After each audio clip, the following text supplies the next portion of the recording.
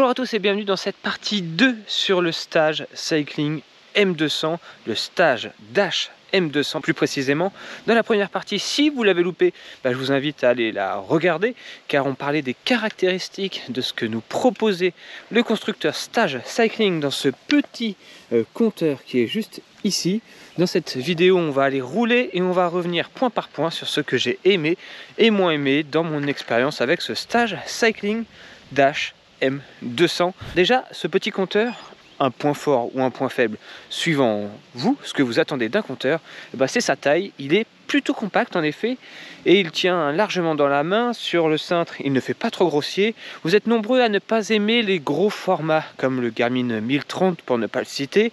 Ici, on est plutôt sur un Garmin 830 en termes de volume et donc c'est quelque chose de beaucoup plus facile à mettre sur le cintre, de beaucoup plus léger. Bon, ça c'est les goûts et les couleurs. Moi j'adore avoir un large écran, donc de ce côté là je suis pas forcément le mieux servi. Après on peut revenir sur l'aspect esthétique de ce compteur. C'est pas le compteur que j'ai eu dans les mains qui fait le plus quali.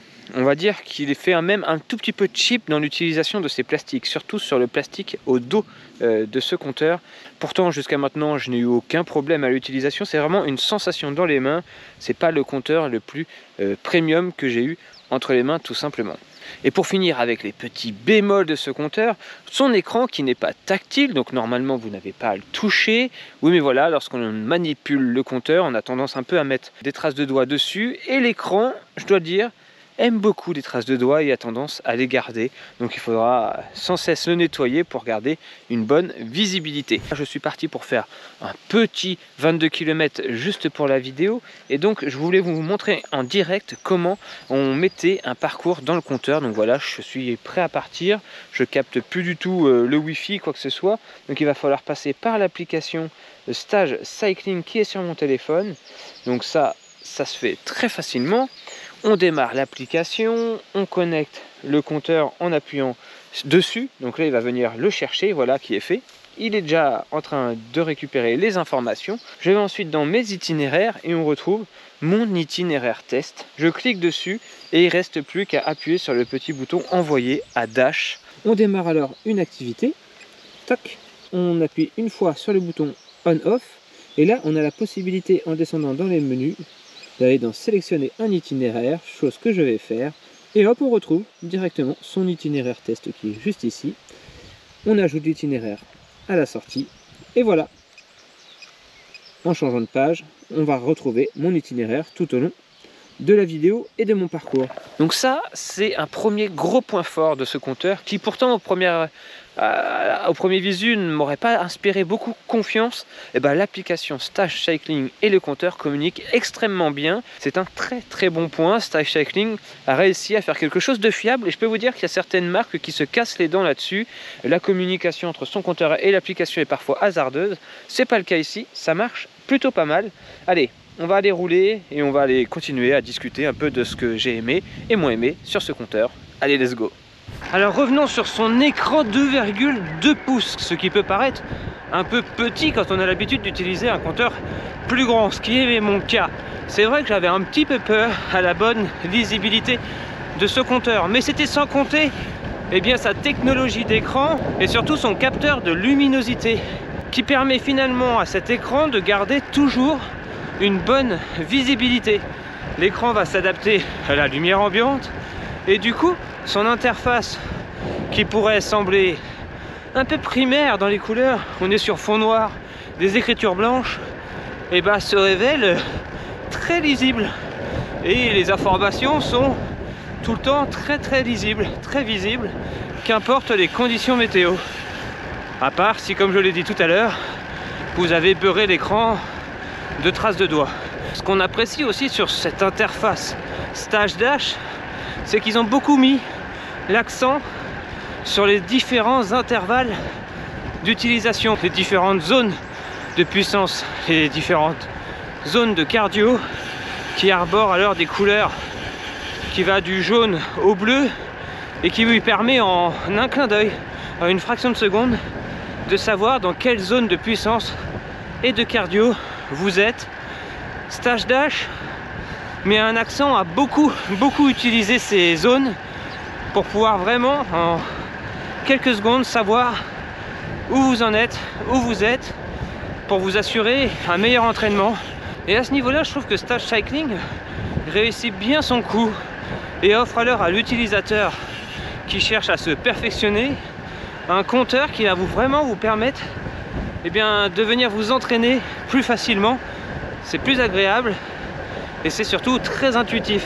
Moi qui avais un peu peur que vraiment l'interface au premier abord est pas forcément, ça donne pas forcément très envie. J'en avais parlé dans la première vidéo avec les traductions FR qui sont pas totalement exactes, ainsi que la superposition de textes sur différents profils. Ce compteur accumule quelques petits bugs visuels sur son interface, mais rien de bloquant, rien qui ne le rende pas utilisable. Revenons d'ailleurs sur l'aspect navigation de ce compteur. Oui, ce compteur est capable de vous emmener là où vous en avez envie. Mais attention, ce compteur se limite finalement à avoir un fond de carte OpenStreetMap, comme je l'avais dit dans la première vidéo, et par-dessus ça, vous mettre une trace, la trace que vous aurez créée sur Strava. Si jamais, par envie, vous vous en déroutez, il ne vous ramènera pas sur la trace, ça ne va pas recalculer un itinéraire, non. Ça va vraiment juste vous montrer le bon chemin. Alors, est-ce suffisant? Ouais. J'ai fait des 160 km en suivant uniquement la trace. Et j'avoue que l'écran étant tellement lisible, le fond de carte, certes il est simple, certes il n'est pas coloré, mais il est très clair et il est vraiment pas chose difficile de venir suivre sa trace et tourner au bon virage. Là par exemple il fallait tourner et ça ne m'a rien dit. Il faut vraiment suivre son écran pour pouvoir suivre la trace. Ce compteur, on se rend compte qu'il est vraiment fait pour les plus compétiteurs d'entre vous qui cherchaient une façon de vous entraîner de façon qualitative sans pour autant vous perdre sur la route si demain vous voulez aller rouler sur des endroits que vous ne connaissez pas. Il est capable de faire les deux choses, l'une plus que l'autre. Je dirais que ce compteur n'est pas un compteur fait pour les cyclotouristes, mais vraiment un compteur qui va venir s'associer à votre capteur de puissance et donc être un compteur plus voué à être utilisé par les plus compétiteurs et ceux qui veulent se perfectionner le plus parmi vous. En gros, comprenez par là que pour tous les amoureux de chiffres basés sur la puissance, la cadence, le cardio, avec ce Stage Cycling, vous serez plutôt bien servi. Alors vous le savez, ce compteur est capable d'être utilisé autant en mode portrait qu'en mode paysage. Alors est-ce que je l'ai déjà utilisé en mode paysage? Non, mais j'ai pour autant configuré un profil en mode paysage et je dois dire que ça peut avoir deux intérêts. Pouvoir finalement utiliser l'écran dans sa longueur et donc d'avoir des graphiques plus étirés et un poil plus précis. Rendre les boutons un peu plus accessibles.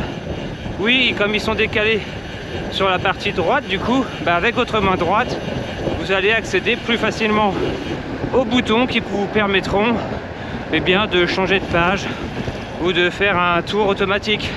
Bref, ce genre de fonction. Donc c'est pas dénué de tout intérêt, mais ça oblige à utiliser le support fourni avec, et malheureusement avec mon Madone, je peux pas le mettre car j'ai pas de cintre rond, donc j'ai été un peu contraint d'utiliser le compteur en mode normal, ce qui m'a pas empêché de bien en profiter quand même. Le plus gros défaut de ce compteur, c'est pas tant sa fabrication, c'est pas tant ses traductions FR un peu aléatoires, c'est pas non plus le manque d'une interface plus moderne, c'est ses capteurs satellites.